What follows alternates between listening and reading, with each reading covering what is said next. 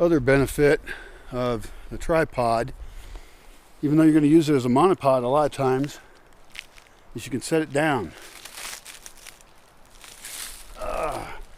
And I'm tired of carrying it a little bit.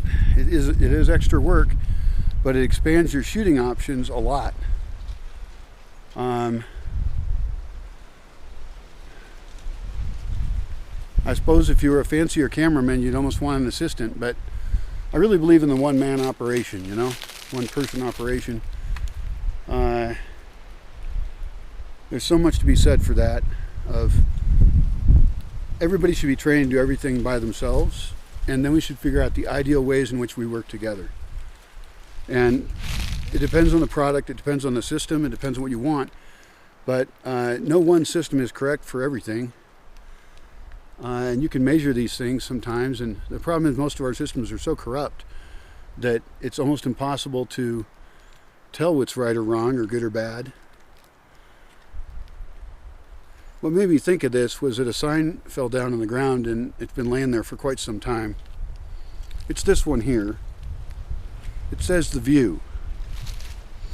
And it's laying here on the ground. It shouldn't be because it'll just rot. This is the view of the lake. That is true.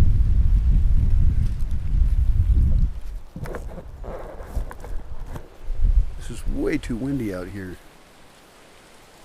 Well, at minimum I can get the script down and then read this elsewhere. Anyway, so this got blown out of the tree.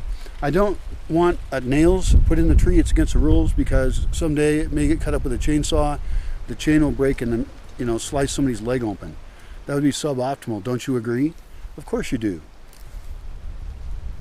Better would be, still imperfect, would be to find the hardest wood here that we can.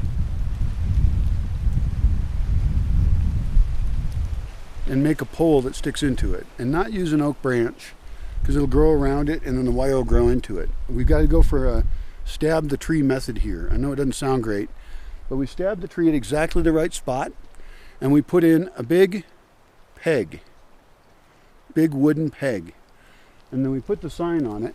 Now the one problem, well, there's problems with that, but it's all biological at least. The other option would be to not use this wire. Strongly recommend no wire on signs. If we could have signs without metal, we'd be doing real great, you know.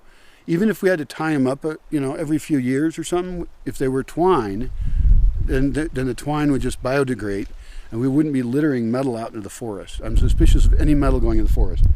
That's a little beyond, like wasn't expecting a sign making workshop here, but those are basically, you know, again, rules we put on ourselves. They're design rules so that we make the place a better place. Even having signs is questionable. I'll talk about that sometime if you're interested. Anyway, this sign could be, I would prefer it on a pole actually rather than a tree. The pole's inorganic.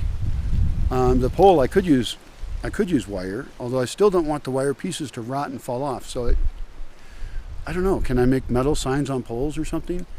It's a big trick. I don't want signs everywhere. I would like to start out with signs where they help people the most, and then do the least amount of them.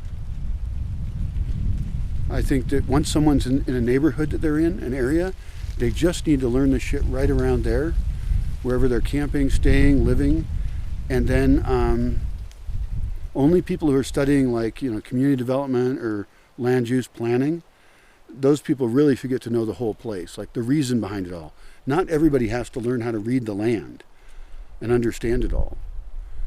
It's just some people have an interest. I happen to have a really big interest, so I tend to think everybody's interested, but I probably have bored some people before. But on a pragmatic scale, they should learn the local area that they're in. Of course, I would advise anyone here take the energy systems to specifically see, you know, how people and energy are interacting here.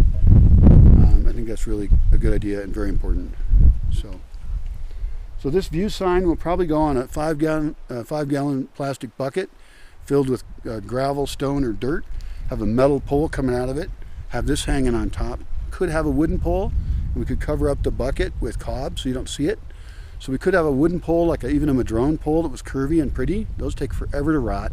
We treat the bottom of it with resin so it doesn't rot, and then we hang on here with, like, the twine, the sign. Now we've got a sign we could move later, can be much fancier. We're more willing to invest in it, but we're not using a tree and it's a pole. But it looks good and it looks mostly natural. Could be done. In some ways, there's a lot more work than just sticking a pole in here and hanging this up here. But aesthetics probably are important around here. Luckily, the trees are creating the aesthetics now. I've been sculpting and changing where they're at and how they grow. But wow, it's pretty amazing to watch it all grow. So the view is a place down there. I can't get to it. I can either walk on the correct ramp, which is at a very low angle that zigzags down. But it grew up and it grew all full of seeds and stuff. And if I try and go down the desire line path, which should be stairs, if there were stone stairs, I could do it. If it's a slippery thing, I'd be careful even if I wasn't injured. And right now I'm afraid I'll fall down on it, so I can't go down there and show you the view. So this would be, I guess, called the upper view, upper part of the view. And this will actually be an improved view here as well. So the view could be considered this whole area, although it's awfully tempting to have I guess we call that lower view and upper view. Oh, those are imaginative names. Even though I said this shouldn't be on the ground, I'm just going to put it here because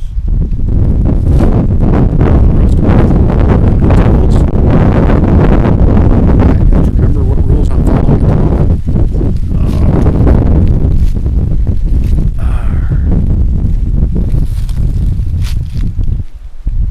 Oh yeah, I was going to try and walk in there and find shade, but the trail is mediocre. There's no chair in there. I bet that's a cool spot to sit. I want to check that out later. A lot of the forest sculpting idea. It can be big scale or small scale. And that's one of the reasons it's fun, is to think at the various scales of use, and in terms of biologically, and then also in terms of people being involved.